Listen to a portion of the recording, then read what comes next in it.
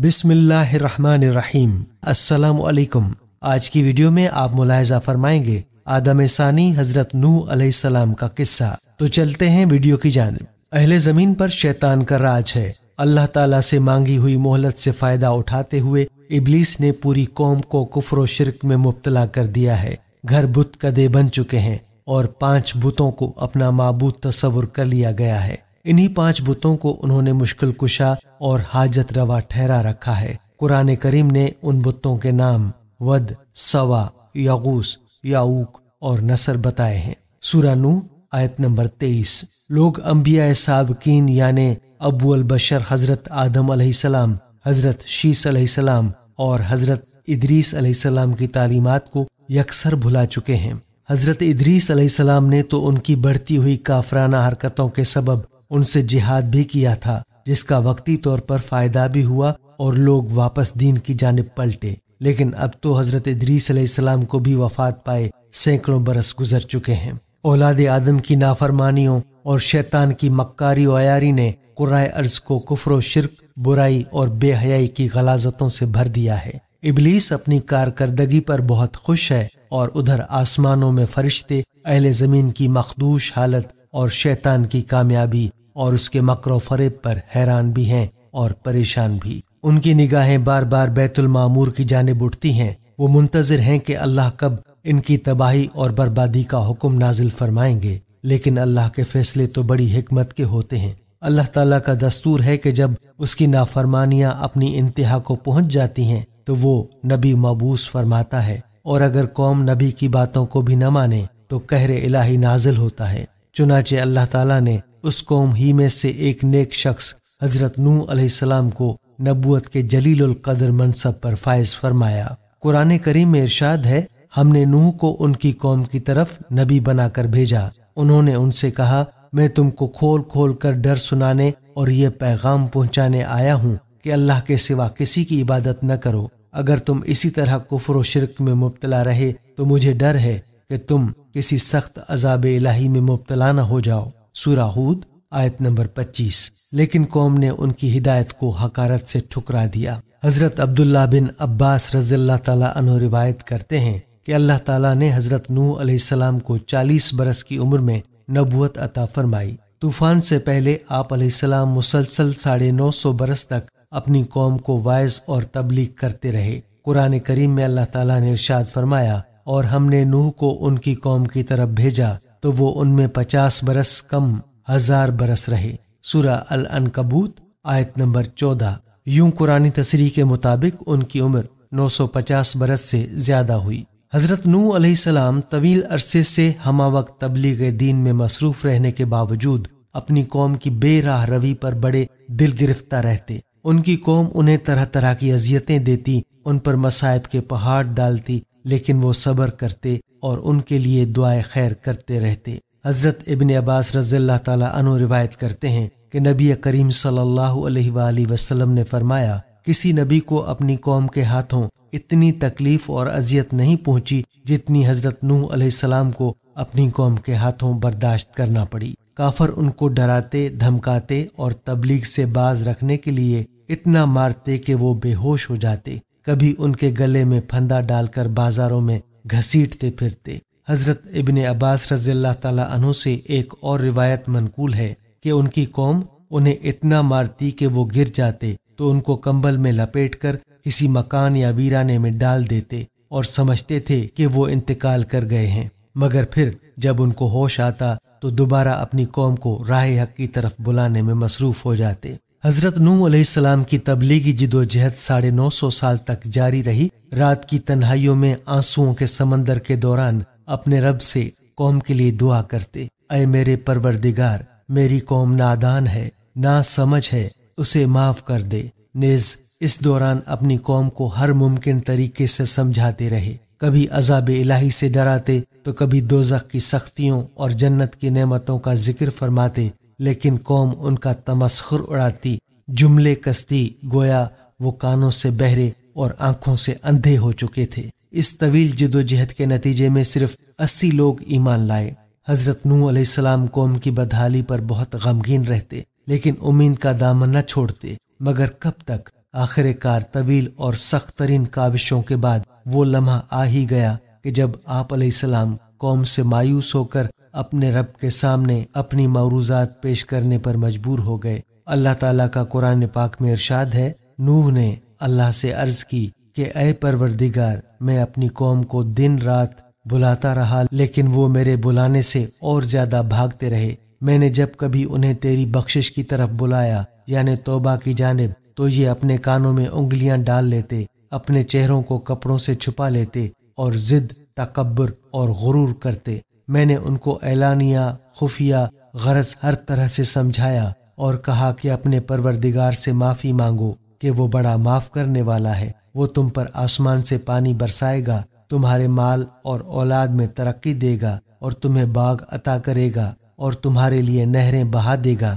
آخر تم کو کیا ہوا ہے کہ تم اللہ کی عظمت کا اعتقاد نہیں رکھتے، حالانکہ اس نے تم کو کئی طرح سے بنایا ہے؟ کیا دیکھتے نہیں ہو کہ اللہ نے کس طرح 7 آسمان اوپر تک بنائے ہیں اور ان میں چاند کو خوب جگمگاتا ہوا اور سورج کو چراغ بنایا، اور اللہ ہی نے تم کو زمین سے ایک خاص طریقے سے پیدا کیا ہے، پھر وہ تمہیں اس زمین میں واپس لے جائے گا اور اس سے یکایک تم کو نکال کھڑا کر دے گا۔ اللہ نے زمین کو تمہارے لیے فرش کی طرح کھلے راستوں میں چلو۔ نوح نے کہا، میرے رب، انہوں نے میری بات رد کر دی اور ان رئیسوں کی پیروی کی جو مال اور اولاد پا کر اور زیادہ نامراد ہو گئے۔ ان لوگوں نے بڑا بھاری مکر کا جال پھیلا رکھا ہے۔ انہوں نے یعنی رئیسوں نے کہا کہ اپنے معبودوں کو ہرگز نہ چھوڑنا، اور ود اور سوا اور یغوث اور یعوق اور نصر کو کبھی ترک نہ کرنا۔ انہوں نے بہت لوگوں کو گمراہ کیا ہے، اور تو بھی ان ظالموں کو گمراہی کے سوا کسی چیز میں ترقی نہ دے۔ آخر وہ اپنے گناہوں کے سبب پہلے غرق کر دیے گئے، پھر آگ میں ڈال دیے گئے، تو انہوں نے اللہ کے سوا کسی کو اپنا مددگار نہ پایا۔ اور نوح نے دعا کی کہ میرے پروردگار، کسی کافر کو روئے زمین پر بسنے والا نہ چھوڑ، اگر تو نے ان کو چھوڑ دیا تو یہ تیرے بندوں کو گمراہ کریں گے، اور ان کی نسل سے جو بھی پیدا ہوگا وہ بھی بدکار اور سخت کافر ہی ہوگا۔ اے میرے پروردگار، مجھ کو اور میرے والدین کو اور ہر اس شخص کو جو میرے گھر میں مومن کی حیثیت سے داخل ہوا ہے، اور سب مومن مردوں اور عورتوں کو معاف کر دے، اور ظالموں کے لیے اور زیادہ تباہی بڑھا۔ حضرت نوح علیہ السلام کی گزارشات بارگاہ خداوندی میں قبول فرما لی گئیں، اور اللہ تعالیٰ نے ان کی طرف وحی نازل فرمائی۔ قرآن کریم میں ارشاد ہے، اور نوح کی طرف وحی کی گئی کہ تمہاری قوم میں جو لوگ ایمان لا چکے ہیں ان کے سوا اب اور کوئی ایمان نہیں لائے گا، تو جو کام یہ کر رہے ہیں ان کی وجہ سے غم نہ کھاؤ، اور ایک کشتی ہمارے حکم سے ہمارے روبرو بناؤ، اور ان کافروں سے متعلق اب کوئی گفتگو ہم سے نہ کرنا، کیونکہ یہ سب لازمی طور پر غرق کر دیے جائیں گے۔ سورہ ہود آیت نمبر 36 سے 37۔ ابن کثیر رحمۃ اللہ علیہ نے لکھا کہ بعض بزرگوں کے مطابق اللہ تعالیٰ نے حضرت نوح علیہ السلام کو یہ حکم بھی فرمایا کہ فلاں درخت اگاؤ جس سے کشتی بنائی جائے گی، تو حضرت نوح علیہ السلام نے وہ درخت اگایا اور 100 سال تک اس کا انتظار کیا، پھر اس کو کاٹ کر چیلا ہموار کیا۔ اس میں بھی ایک قول کے مطابق 100 سال اور دوسرے قول کے مطابق 40 سال کا عرصہ لگ گیا، واللہ علم۔ محمد بن اسحاق رحمۃ اللہ علیہ حضرت سوری رحمۃ اللہ علیہ سے نقل کرتے ہیں کہ وہ لکڑی ساگوان کی تھی، اور دوسرے قول کے مطابق وہ صنوبر کے درخت کی تھی۔ حضرت ابن عباس رضی اللہ تعالیٰ عنہ سے مروی ہے کہ اس کشتی کی لمبائی 1200 گز اور چوڑائی 600 گز تھی۔ ایک اور قول کے مطابق لمبائی 2000 گز اور چوڑائی 100 گز تھی۔ حضرت سوری رحمۃ اللہ علیہ فرماتے ہیں کہ حضرت نوح علیہ السلام کو کشتی کے اندرونی اور بیرونی حصوں میں تارکول، ڈامر اچھی طرح سے ملنے کا حکم ملا تھا، اور ہدایت کی گئی تھی کہ کشتی کے سامنے کا حصہ بلندی کو اٹھا ہوا ہو تاکہ وہ پانی کو چیر سکے۔ اس کشتی کی اونچائی 30 گز تھی اور اس میں 3 منزلیں تھیں۔ کشتی کے اوپر ایک ڈھکن تھا جس سے وہ بند کر دی جاتی تھی۔ قصص الانبیاء ابن کثیر، گویا آج کے زمانے کے مطابق وہ عظیم آبدوز تھی۔ حضرت نوح علیہ السلام کشتی بنانے میں مصروف تھے۔ قوم کے سردار آپ علیہ السلام کے پاس سے گزرتے تو ہنستے، مذاق اڑاتے اور جملے کستے، یہاں تک کہ کشتی تیار ہو گئی، اور جب عذاب الہی کا وقت آیا تو اللہ تعالیٰ نے حکم دیا کہ ہر قسم کے جانوروں کا ایک ایک جوڑا اس میں رکھ لو، اور جو لوگ ایمان لائے ہیں انہیں بھی سوار کر لو۔ حضرت نوح علیہ السلام نے احکام خداوندی کے مطابق سب کو سوار کر لیا اور عبادت الہی میں مصروف ہو گئے۔ آخر کار طوفان کے آثار ظاہر ہونے لگے اور دیکھتے ہی دیکھتے زمین کے ہر گوشے سے پانی ابلنے لگا۔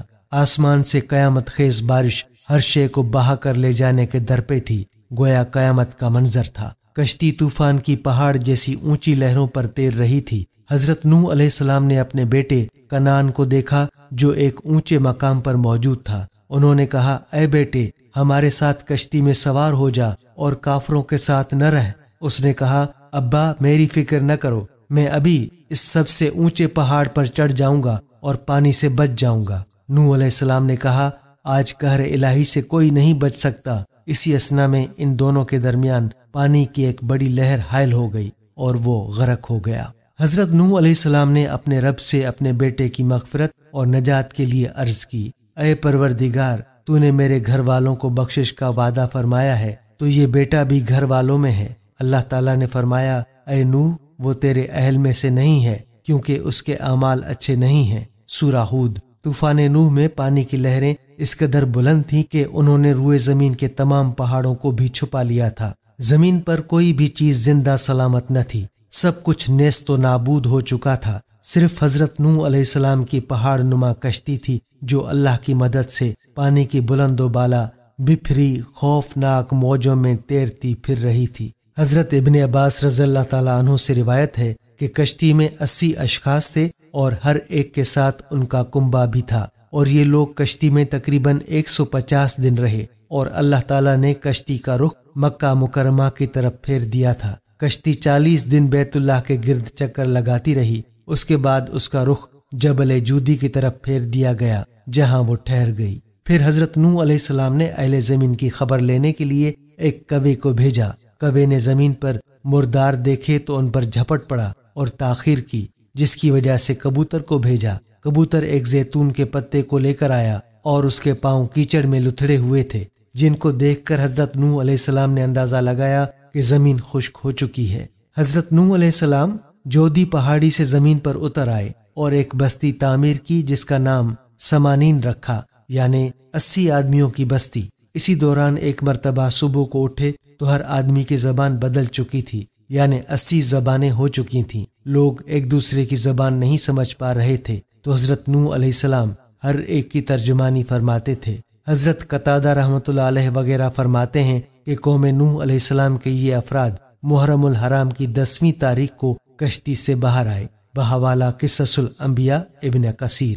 حضرت نوح علیہ السلام کا قصہ قصص القرآن کے نہایت ایمان افروز واقعات میں سے ایک ہے، جس کی تفصیل سورہ نوح کے علاوہ سورہ الاعراف آیت نمبر 59 سے 64، سورہ یونس آیت نمبر 71 سے 73، سورہ ہود آیت نمبر 25 سے 49، سورہ المومنون 23 سے 31، سورہ الشورى آیت نمبر 105 سے 122، سورہ عنکبوت آیت نمبر 14 سے 15، سورہ الصافات آیت نمبر 75 سے 82، سورہ القمر میں آیت نمبر 9 سے 16 موجود ہے۔ نیز دیگر صورتوں میں بھی حضرت نوح علیہ السلام کا ذکر ہے۔ سورہ نوح 28 آیات پر مشتمل ہے۔ یہ اسلام کے ابتدائی دور میں نازل ہونے والی صورتوں میں شامل ہے۔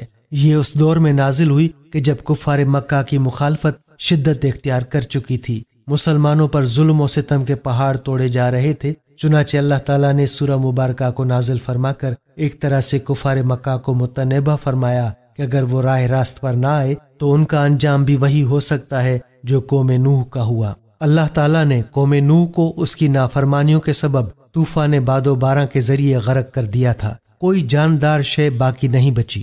کشتی میں موجود افراد اور جانوروں کے سوا ہر چیز نیست و نابود ہو چکی تھی۔ پھر اللہ تعالیٰ کے حکم سے آسمان تھم گیا اور پانی خشک ہو گیا۔ پھر اللہ تعالیٰ نے حکم دیا کہ اے نوح، ہماری طرف سے سلامتی اور برکتوں کے ساتھ جو تم پر اور تمہارے ساتھ کی جماعتوں پر نازل کی گئی ہیں اتر آؤ۔ سورہ ہود آیت نمبر 48۔ چنانچہ حضرت نوح علیہ السلام نے ایک نئی بستی بسا کر دنیا کے کاروبار کو از سر نو جاری و ساری کیا، اس لیے آپ علیہ السلام کو آدم ثانی بھی کہا جاتا ہے۔ ناظرین، ہم امید کرتے ہیں کہ آپ کو ہماری آج کی یہ ویڈیو ضرور پسند آئی ہوگی۔ اگر آپ کو ہماری آج کی یہ ویڈیو پسند آئی ہے تو آپ سے گزارش کرتے ہیں کہ آپ ہمارے چینل دستور حیات کو ضرور سبسکرائب کر لیں۔ اور ساتھ ہی لگے بیل کے بٹن کو بھی پریس کر لیں تاکہ آپ کے پاس ہماری آنے والی مزید معلوماتی ویڈیوز کا نوٹیفیکیشن بر وقت ملتا رہے۔ سبسکرائب کے ساتھ ساتھ ہماری ویڈیو کو لائک بھی کریں اور اپنی قیمتی رائے کا اظہار کمنٹس میں ضرور کریں۔ ناظرین، ہمارے چینل دستور حیات کو اسی طرح سے دیکھتے رہیے۔ ہم پھر حاضر ہوں گے ایک نئے موضوع کے ساتھ۔ اللہ تعالیٰ آپ کا اور ہمارا حامی و ناصر ہو، آمین۔